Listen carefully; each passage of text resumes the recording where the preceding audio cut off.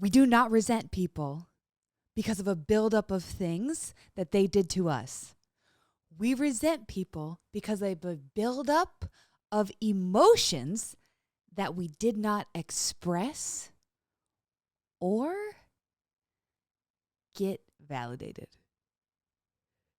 That's it. It's the validation. The reason I point out express or validated is because most of us were trained to not express emotions. We were trained not to say when something hurt us. And within our relationships, we're probably extra trained because when we say, ooh, that hurt, our partner goes, I'm not a hurtful person and I had good intentions and you are too sensitive. I'm not trying to be an asshole. You're just misunderstanding me. Our feeling of hurt doesn't get validated. So then we learn to just not express. So then we don't actually tell them how we feel. It's complicated because part of the reason for that is that we're usually expressing a lie without even knowing it. That's why resentment is so rampant, so everywhere. My husband and I, this is our biggest issue that we have done the most work around, the most healing around. And when I work with couples who have been together, especially for decades, this is where we do the most of our work.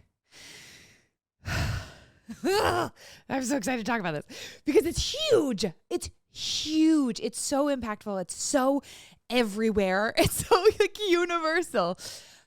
So it's the validation. That's what we need. But often we don't express our emotions. So my husband will resent me for doing something I didn't know he was upsetting to him at the time. And then a week later, 2 weeks later, 3 weeks later, something that he feels allowed to be upset about, he gets extra upset about it. And then I'm like, wow, whoa, why is this so hurtful? And then he's like, here's the list to prove that you're this kind of person. And I am not being oversensitive. I'm not being overreactive. I'm actually bringing up a valid thing here. Here's my list of evidence. Of course, I take that as, here's proof you're a bad person. Here's proof that you can't change. Or if you try, it's going to be really hard. Here's proof that I deserve to be mad. And you need to admit that you are the problem. Because what we tend to ask ourselves and our partners when we get into these tension, when somebody is hurt, is, are they being too sensitive or am I the asshole? Or am I being too sensitive or are they the asshole? Are they being an asshole? That question creates so much resentment because we don't get the answer that we're actually looking for, which is connection. That's the answer. I want to feel connected. I want to feel seen. I want to feel heard. If we answer who's sensitive and who's an asshole, we actually figure it out and agree, which is very unlikely, but let's say we do. Great. Now we've decided who's wrong. We've decided to agree on who's the bad guy. How are we going to feel like we're a team if we have decided one of us is the bad guy? If we're treating one of us like the enemy, we are not going to feel like a team. So instead of bringing up an issue and the response in our heads is, am I being too sensitive or are they being a jerk? Or vice versa. If the question is just, how did that make me feel? Or how did that make you feel? There's a reason that therapists ask that question all the time. It's not about right or wrong. It's about curiosity and understanding.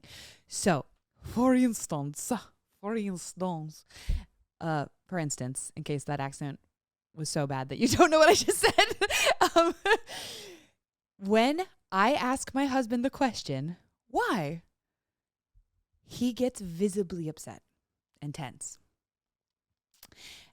And in our past, I would have been either like, you're being so sensitive right now. Why are you on edge? What's wrong with you? Or I would have been like, oh my gosh, what did I do? I'm so sorry. I'm so sorry. Jumping to I'm sorry is awful because it doesn't make either of us feel understood. And it validates his perception of the situation as if he's definitely right, as if I am a bad person with bad intentions.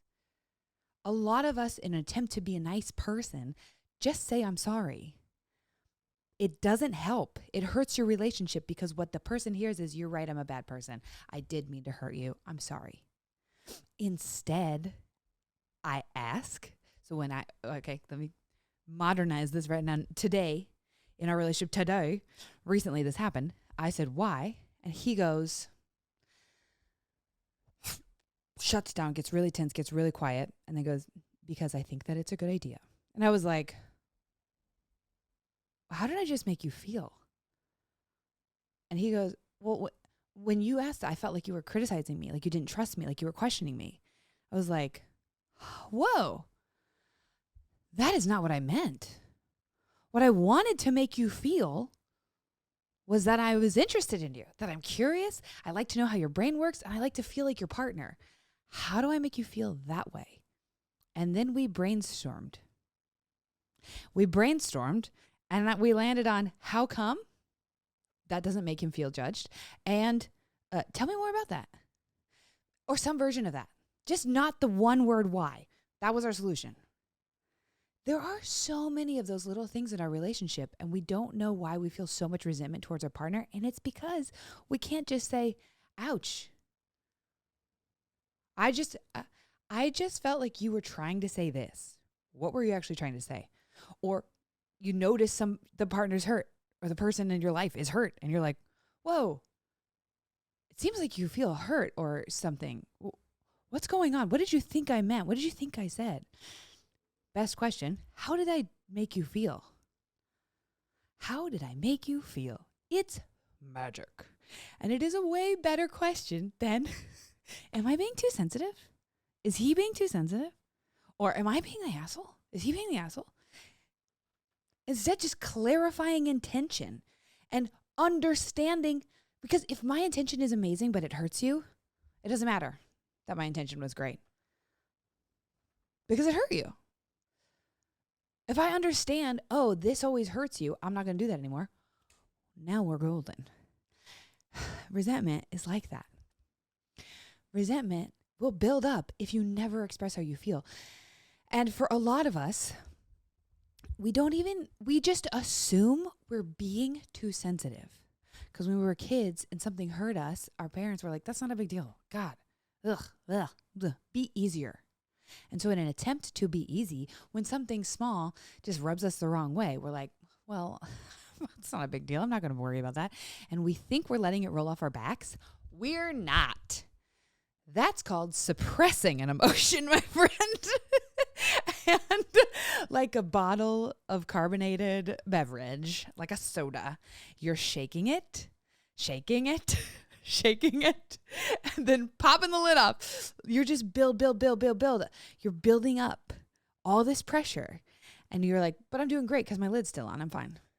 And then something that feels valid comes up and you're like, rah! And now you're really mad and your partner's out of nowhere trying to figure out why you're so upset.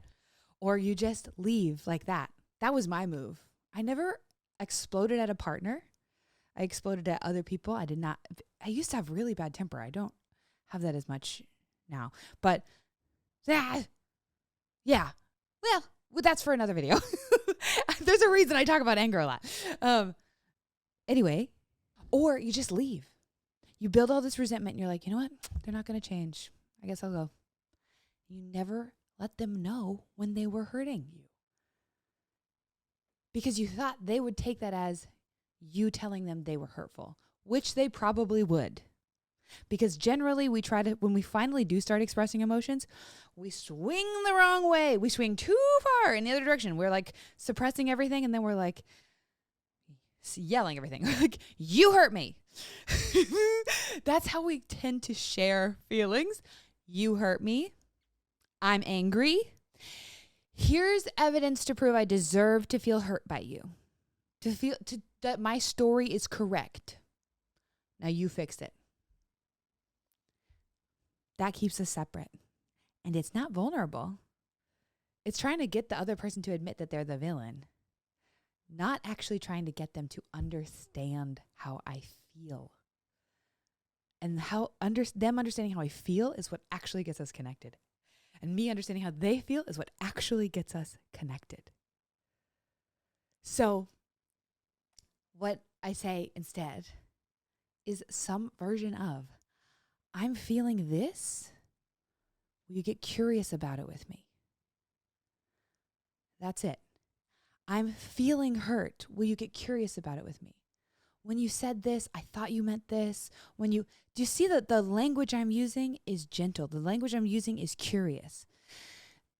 Because when it comes to life with anyone, but especially a partner, it's like we're standing on the opposite side of a table. And in between us is this really complex, beautiful, funky piece of art.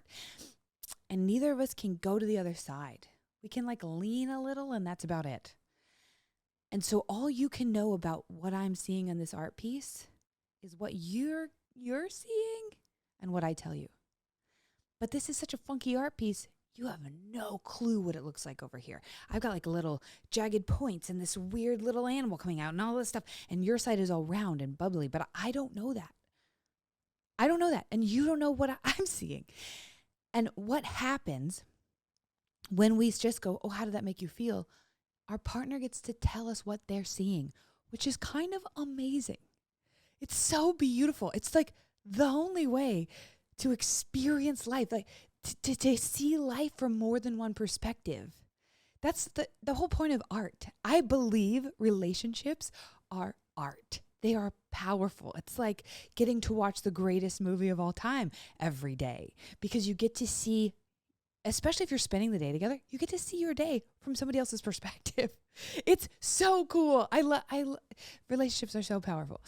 And for some people, last thing, because I don't want to make this super long, and I should probably dedicate a whole episode to this. For a lot of people, they feel like what is destabilizing their relationship, what's hurting their relationship, is that we're seeing different things. The fact that we're not seeing it the same way is why we're not working. No, seeing it different ways is that's being in a relationship. That just means that there's another person.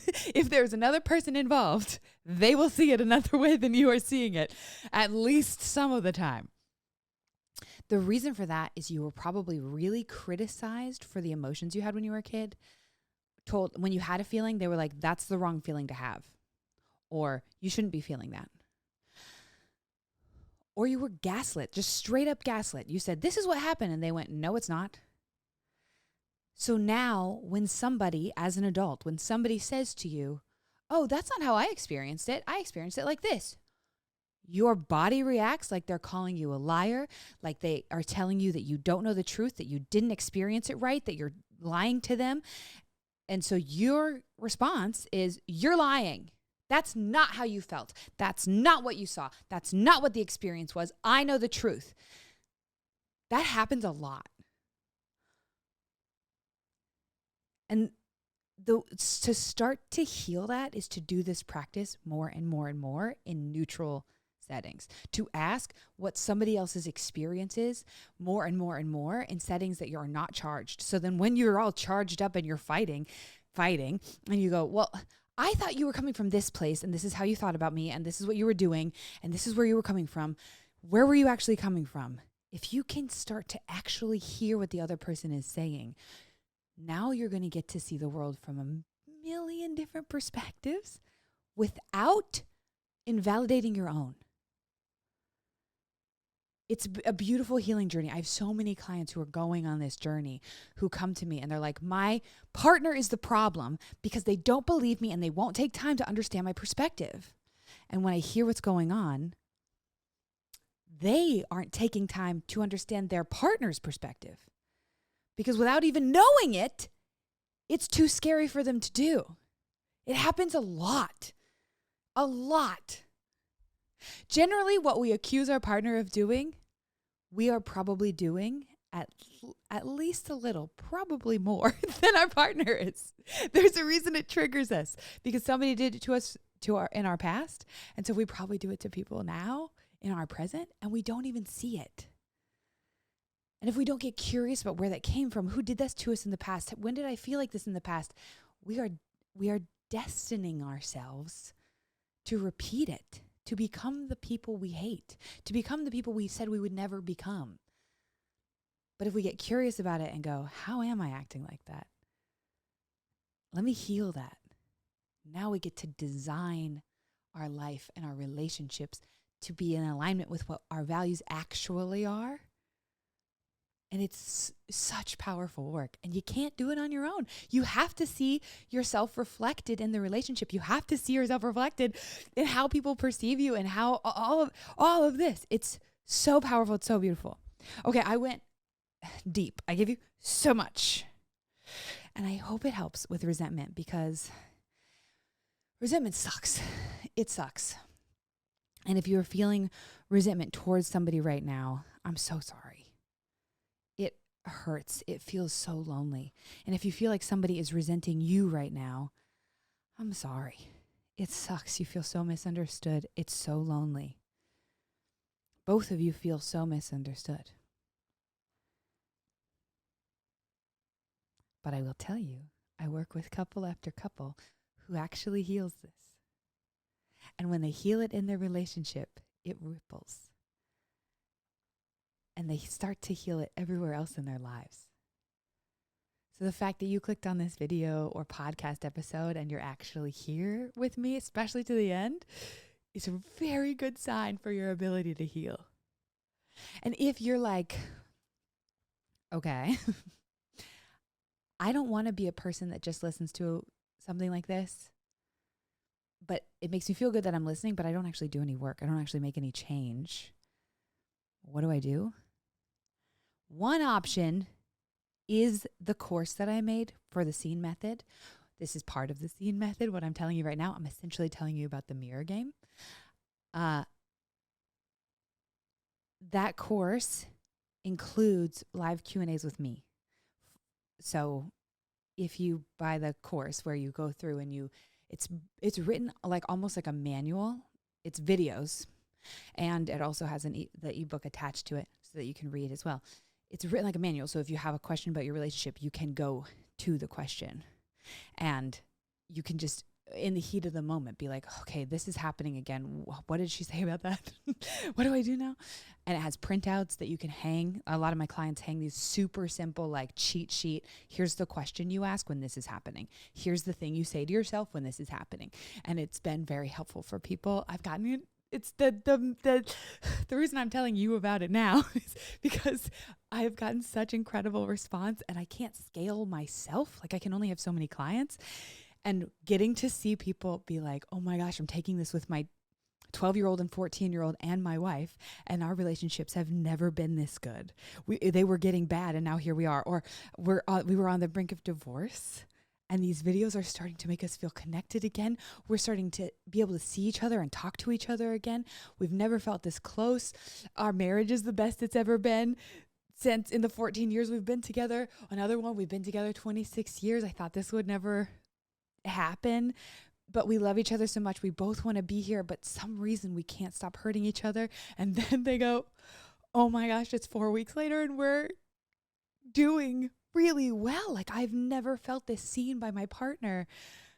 This is incredible. Just watching it make that difference is huge. So I ended up talking about my course way longer than I meant to. If you're interested, the link is below or somewhere. The link is somewhere. And if you're not, continue to watch these videos, continue to watch my stuff, all my free content, continue to consume it. Yeah, because that's my mission. My mission is to get as many people as possible healing through relationship and because of relationship instead of in spite of it. Okay. I have so much to say, but I'm going to stop there because this was very long. Okay, love you. Love you, love you, love you. If you're a person who watches this video, you're my kind of person, so I love you. I hope you love your day. I hope you love you. Good morning.